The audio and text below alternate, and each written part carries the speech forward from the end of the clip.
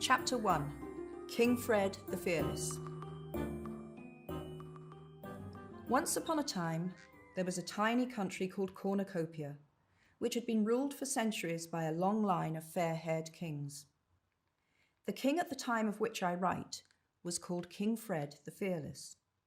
He denounced the fearless bit himself on the morning of his coronation, partly because it sounded nice with Fred, but also because he'd once managed to catch and kill a wasp all by himself, if you didn't count 5 footmen and the boot boy.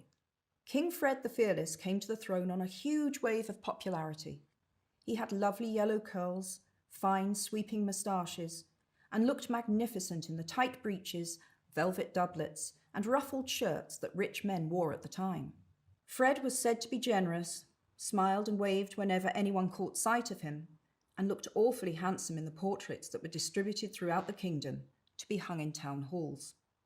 The people of Cornucopia were most happy with their new king, and many thought he'd end up being even better at the job than his father, Richard the Righteous, whose teeth, though nobody had liked to mention it at the time, were rather crooked.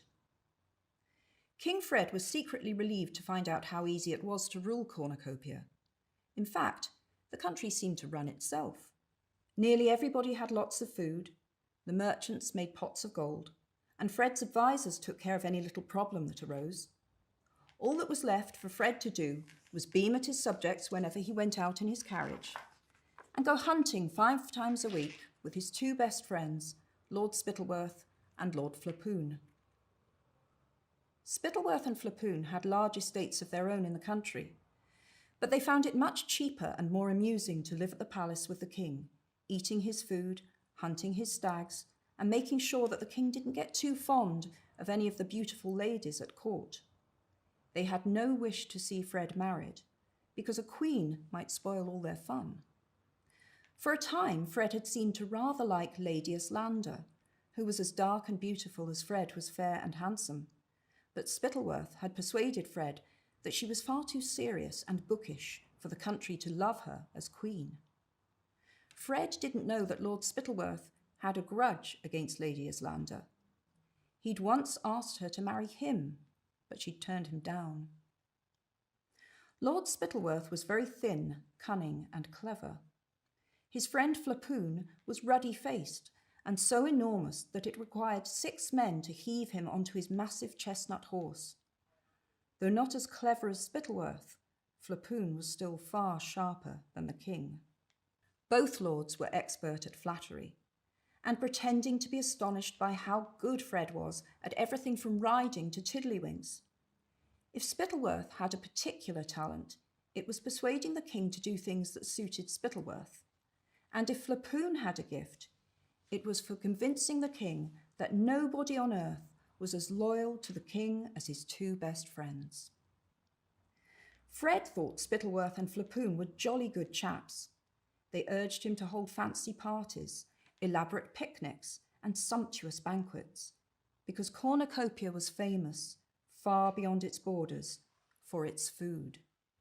Each of its cities was known for a different kind, and each was the very best kind in the world.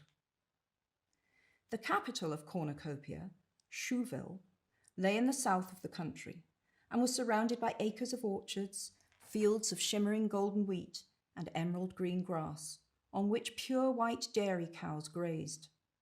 The cream, flour, and fruit produced by the farmers here was then given to the exceptional bakers of Chouville, who made pastries. Think, if you please, of the most delicious cake or biscuit you have ever tasted. Well, let me tell you, they'd have been downright ashamed to serve that in Chouville. Unless a grown man's eyes filled with tears of pleasure as he bit into a Chouville pastry, it was deemed a failure and never made again. The bakery windows of Chouville were piled high with delicacies such as maiden's dreams, fairies' cradles, and, most famous of all, hopes of heaven, which were so exquisitely, painfully delicious that they were saved for special occasions, and everybody cried for joy as they ate them.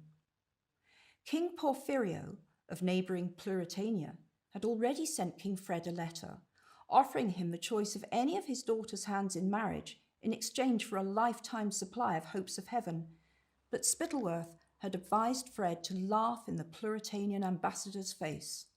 "His daughters are nowhere near pretty enough to exchange for hopes of heaven, sire," said Spittleworth. To the north of Shoeville lay more green fields and clear sparkling rivers, where jet black cows and happy pink pigs were raised. These in turn served the twin cities of Kurdsburg and Baronstown, which were separated from each other by an arching stone bridge over the main river of Cornucopia, the Flumer, where brightly coloured barges bore goods from one end of the kingdom to another. Kurdsburg was famous for its cheeses: huge white wheels, dense orange cannonballs, big crumbly blue-veined barrels, and little baby cream cheeses, smoother than velvet. Baronstown was celebrated for its smoked and honey-roasted hams, its sides of bacon, its spicy sausages, its melting beefsteaks, and its venison pies.